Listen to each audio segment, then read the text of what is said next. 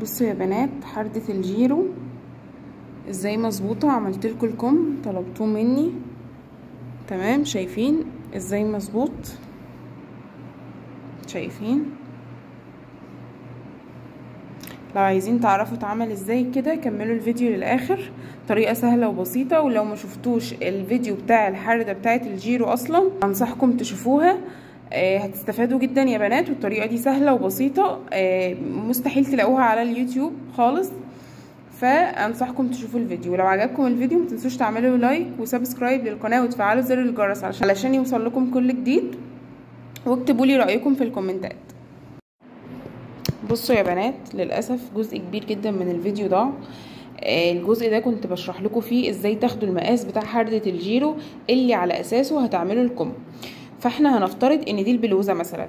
اول حاجه اللي بتعملوها بغض النظر عن ان انا بعمل لكم على مثال صغير، احنا بس محتاجين الجزء ده، تمام؟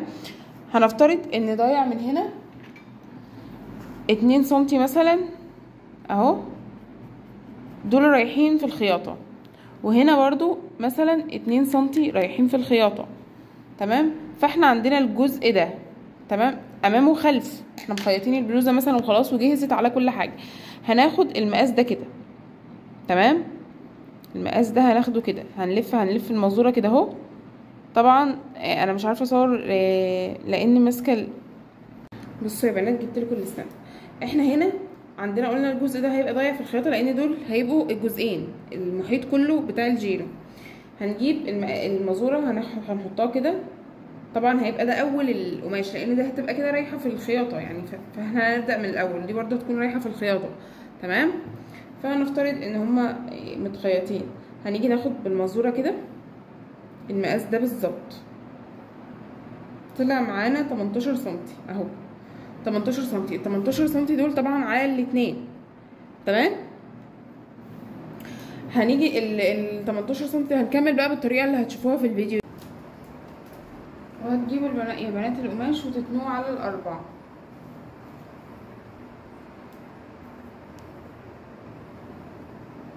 كده يا بنات.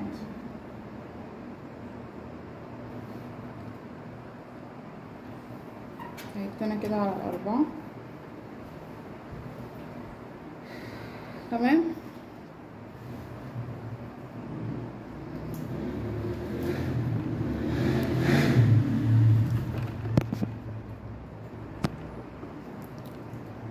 كده يا بنات القماش بتاع الكم اتنى كده على الاربعه. نيجي هننزل حوالي مثلا 4 سنتي كده، وهنعمل خط، تمام يا بنات؟ هننزل من الخط ده 12 سنتي. 12 سنتي مناسب جدا. بصوا انتوا ممكن تنزلوا 12 سنتي او 13 سنتي بالكتير، او 10 سنتي اقل حاجه، تمام؟ في النزول بتاع الكم ده. لو هي مقاسات كبيره انزلوا 13، لو هي مقاسات في الوسط انا يعني زي المقاس اللي انا بعمله ده بنزل 12. لو مقاسات صغيره انزلوا 10 او 8، يعني لو مقاسات بقى ايه اطفال او كده، او مقاسات صغيره. في طريقه تانية ان انتوا تاخدوا المحيط اللي انا خدته ده اللي هو 24، تقسموه على 3 وتنزلوا اللي هيطلع تنزلوا بيه. انا برضو الطريقه دي كنت بشتغل بيها برضو ما فيهاش مشكله، تمام؟ هنيجي بقى عند النقطه اللي نزلناها دي هناخد 24 سنتي. انا بفضل ناخد 25 لان بحب الكم يكون اكبر كده او مدي براح شويه. وهناخد طول الكم عندي 62، تمام؟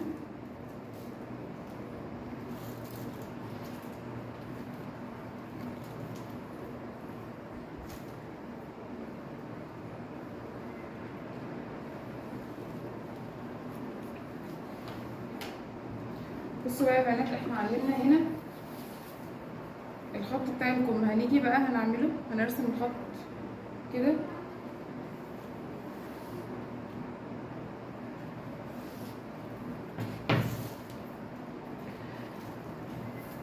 وهنيجي انا بيتبقى معايا هوا شويه كده بالطريقه دي. انا ساعات برضو بعمله 24 بالظبط لو مش عايزه اي هوا في الكم. فانتي طبعا هيتبقى معاكي هوا لان انا سايبه سنتي زياده، فانتي ممكن ما تسيبيهوش برضو براحتك. هنقسم ال 25 دول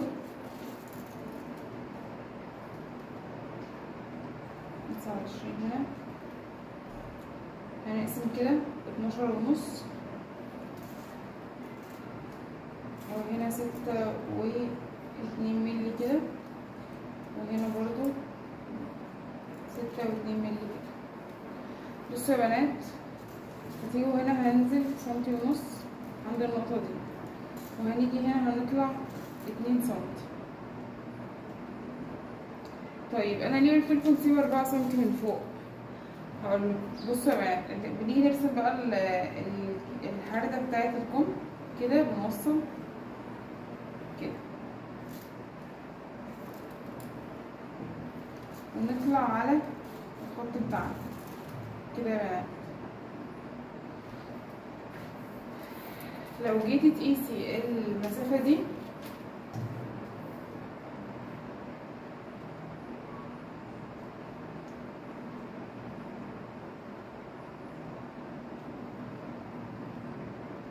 طبعا معانا 26.5 يا دوب، ده التشريب اللي هيطلع في الكم. طيب لو انت عايزة بومبيك حاجة بسيطة كده في الكم، تطلعي من هنا مثلا 2 أو 3 سنتي كده مثلا، هطلع 2 سنتي وهتيجي من عند خط النص ده المنتصف ده وتيجي على فوق كده.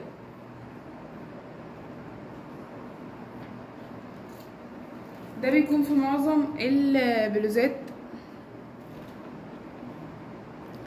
بصوا يا بنات، اهو اخدنا الكيرف ده، طلعنا كده حوالي 2 سنتي وخدنا ايه كده يا بنات، وخدنا الدوران بتاع الكم. ده بيكون في معظم البلوزات الكاجوال، فعادي ان انتوا تعملوه. فانا هعمله لان انا عايزه بومبي شويه في الكم. تمام. واحنا خدنا طبعا من تحت الطول بتاع الكم اهو، هنقص عليه. طيب هنيجي بقى نعمل خط الكم. انا بفضل يا بنات، انا بفضل نرسم خط الكم بالكيرف ده. تمام، عشان بيلم هوا من عند المحيط بتاع الكم هنا، لما بيكون موجود ما بيكونش حلو.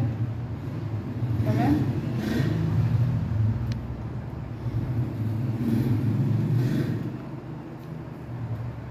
تمام يا بنات، ده في العادي، ده في العادي انا بحب ارسم بالكيرف ده.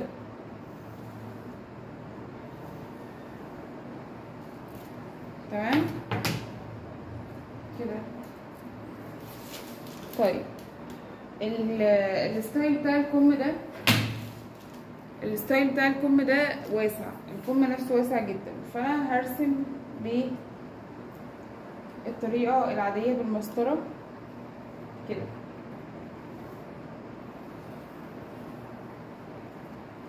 شايفين الفرق يا بنات؟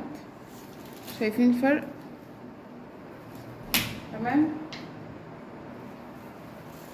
هبدأ اقص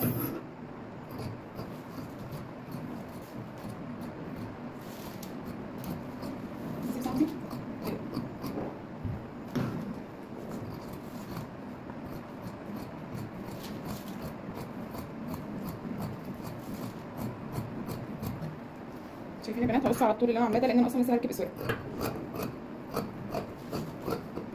كده. ده الكم يا بنات، بتقفله بقى.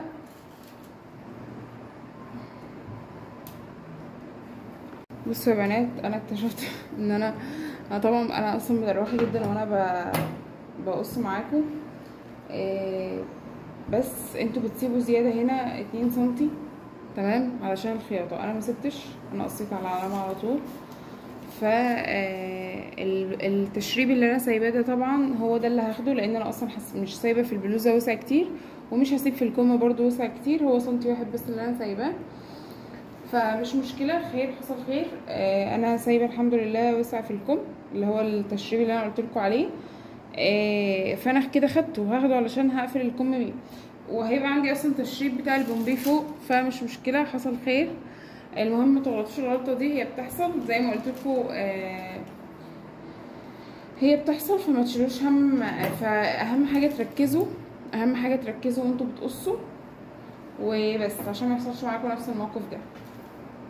كده انا قصيت الاكمام بنفس الطريقه اللي انا قلت لكم عليها. هصور لكم برضو البلوزه في الاخر وهوريكم شكل الاكمام طلع ازاي.